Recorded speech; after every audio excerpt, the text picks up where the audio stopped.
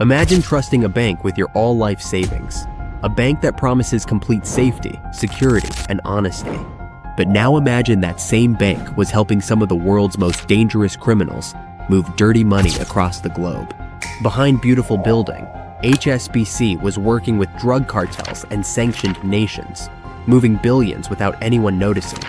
For years, regulators sent warnings, internal reports raised alarms, but the money kept flowing because this system built to make huge profits.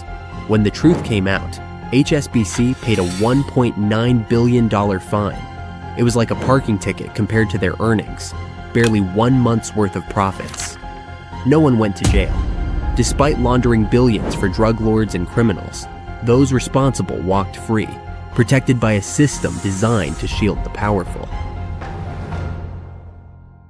Hong Kong and Shanghai Banking Corporation was first founded in 1865 to help finance growing trade between China and Western.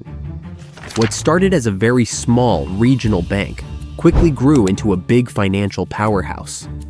It expanded aggressively over the century, building a massive presence across Asia, Europe, and the Americas. Today, it serves more than 40 million customers across 60 countries. Additionally, it processes millions of transactions daily and oversees assets worth trillions of dollars. It is an essential component of the financial system in many countries, not just another bank. Since it is considered too big to fail, a global disruption could result if it fails. But rapid growth came with hidden dangers. As HSBC rushed to dominate new markets, cracks in its internal controls began to show. Compliance systems were outdated, overwhelmed, or ignored. In some branches, especially in high-risk regions like Mexico and the Middle East, dangerous financial activities were allowed to continue without proper checks. The bigger HSBC grew, the harder it became to monitor every transaction. And soon, that lack of control would open the door for criminals, cartels, and corrupt regimes to exploit the bank's global network on a massive scale. As HSBC grew bigger, its problems grew too. In the mid-2000s, the cracks in their system could no longer be ignored. HSBC's Mexican branch became a major pipeline for dirty money. Over a few short years, it was later discovered by investigators that HSBC had assisted cartels such as the Norte del Valle cartel and the Sinaloa drug cartel in laundering almost $881 million. For years, HSBC's problems stayed hidden behind closed doors. But starting in 2006, US and British investigators began to take notice. Financial crime units, including the US Department of Justice and the UK Financial Services Authority, started asking questions. In 2012, after 6 years of gathering evidence, US officials announced their findings. HSBC had exposed the financial system to serious threats by allowing drug money, sanctioned funds, and terrorist-linked transactions to move freely. After years of investigations in 2012, HSBC finally faced judgment. But the outcome shocked many. Instead of a full criminal trial, HSBC signed what's called a Deferred Prosecution Agreement, or DPA.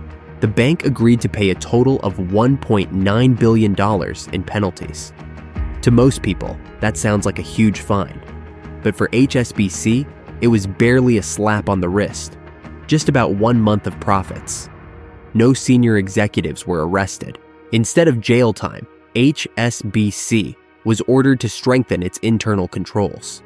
An independent monitor was assigned to watch over their operations. In 2020, a major leak known as the FinCEN files exposed just how widespread the problem still was. Thousands of confidential documents revealed that big banks, including HSBC, the documents showed how dirty money, linked to drug traffickers, corrupt officials, and organized crime, quietly moved through respected institutions.